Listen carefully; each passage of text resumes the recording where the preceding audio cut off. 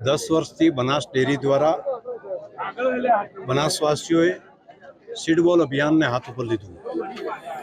છેલ્લા 8-10 વર્ષનું આ પરિણામ એ દેખાઈ રહ્યું છે. અરવલ્લીની ગીરમાળાઓની અંદર હરિયાળી, ખાસ કરીને જેસોર પર્વત આપણે જોશો તો ધ્યાન ઉપર આવશે કે એક શરૂઆતના વર્ષે જ્યારે ત્યાં કામ કર્યું હતું ત્યાં તો બિલકુલ હરિયાળી દેખાય છે.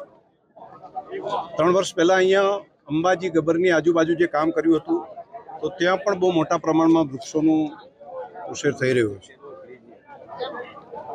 રાજ્ય સરકારનું ફોરેસ્ટ ડિપાર્ટમેન્ટ, બનાસ ડેરી અને બનાસવાસીઓ અને અનેક સંસ્થાઓ, NGO ભેગા મળીને આ ગીરમાળાઓને હરિયાળી કરવા માટેનું અભિયાન જે ચાલી રહ્યું છે, હું આભાર માનીશ દેશના પ્રધાનમંત્રી મોદી સાહેબનો કે જેમણે અરવલ્લીની ગિરિમાળાઓને ગ્રીન વોલ તરીકે ડેવલપ કરવા માટેનો એક ઐતિહાસિક નિર્ણય કર્યો છે.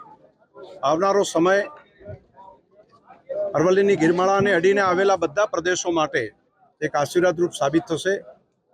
દાંતાના ડુંગરાઓમાં અહીંયા ઝાડ વાવીએ છીએ તો બનાસકાંઠા, પાટણ સહિતના પ્રદેશને તો ફાયદો થાય છે, પરંતુ આનાથી પણ આગળ વધીને છેક અમદાવાદ સુધી આનો ફાયદો થાય છે. કેમ કે આ ડુંગરાઓમાંથી સાબરમતી નદીમાં પાણી અહીંથી પહોંચે છે.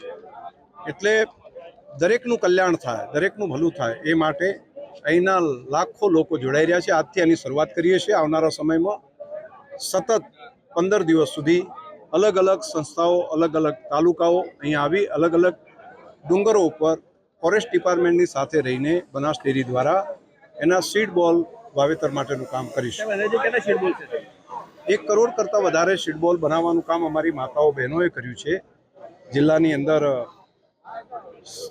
બિયારણ જે અલગ અલગ ઝાડના આપવાનું કામ બનાસ ડેરી દ્વારા કર્યું, પરંતુ ગ્રામીણ કક્ષાએથી બહેનોએ સાથે બેસીને હજારોની સંખ્યામાં બહેનો સાથે બેઠી અને એમણે સીડ બોલ બનાવવાનું કામ કર્યું છે.